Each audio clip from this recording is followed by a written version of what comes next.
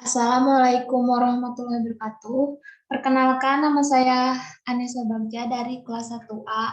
Saya akan menjawab soal-soal dari pengantar bisnis sebagai berikut. Yang pertama, cari 5 perusahaan yang berhasil mengimplementasikan konsep manajemen. Yang kedua, cari 5 perusahaan yang gagal mengimplementasikan konsep manajemen. Yang terakhir, cari perusahaan yang melakukan planning, organizing, actuating, dan controlling. Soal yang pertama, 5 perusahaan yang berhasil mengimplementasikan konsep manajemen.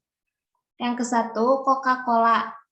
Berdiri sejak beberapa dekade lalu, perusahaan penghasil minuman bersoda ini dinilai memiliki manajemen HR yang terbaik dan terstruktur.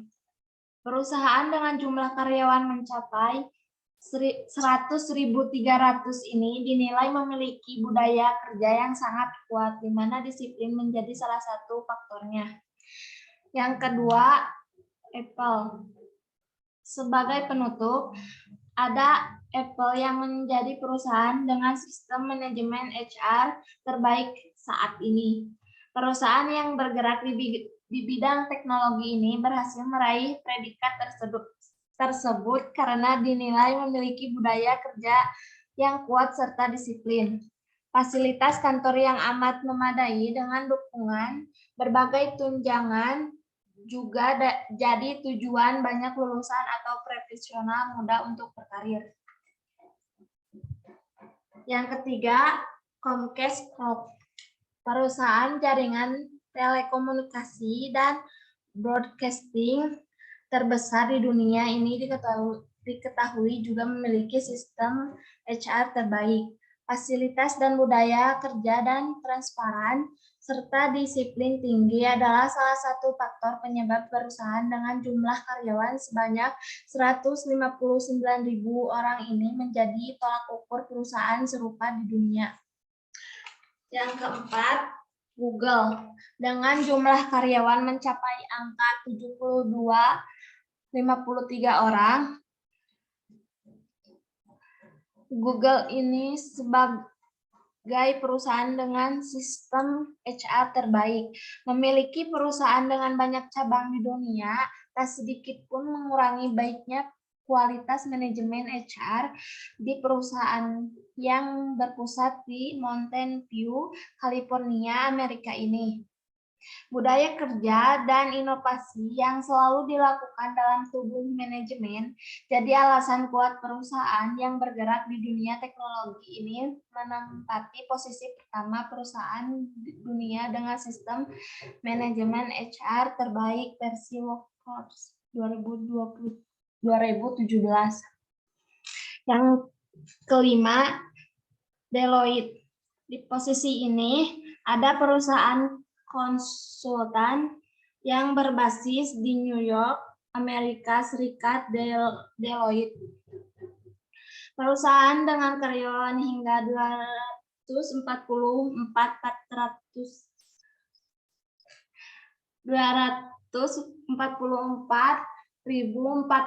orang ini diklaim memiliki manajemen HR terbaik. Salah satu faktornya karena di perusahaan tersebut karyawan diberikan benefit yang cukup unik serta menarik, yakni seperti program cuti karyawan 1 bulan penuh yang dapat diambil untuk alasan apapun. Program cuti tak berbayar ini bisa dinikmati oleh karyawan kapan saja. Lalu yang kedua adalah program cuti yang durasi 3 hingga 6 bulan yang dapat diambil oleh karyawan. Program ini boleh diambil jika alasannya adalah untuk mengikuti pelatihan demi menambah pengalaman profesional karyawan, dan selama periode tersebut karyawan akan mendapat bayaran 40% dari gaji normal yang biasa diterimanya per bulan.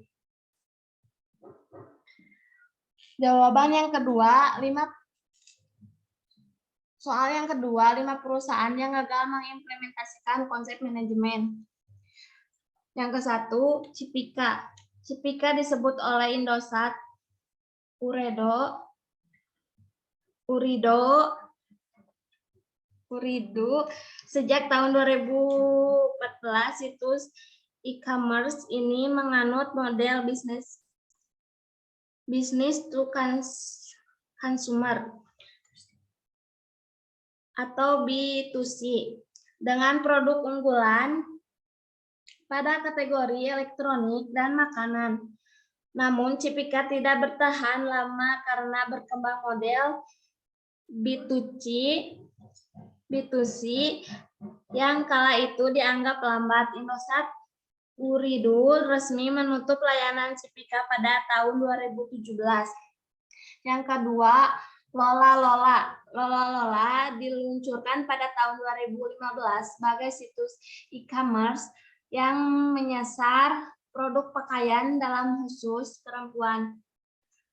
Pendanaan Lola didapat dari Arden Ventures yang berasal dari Thailand. Sayangnya perusahaan yang hadir untuk bangsa pasar spesifik ini terpaksa berhenti beroperasi pada tahun 2017.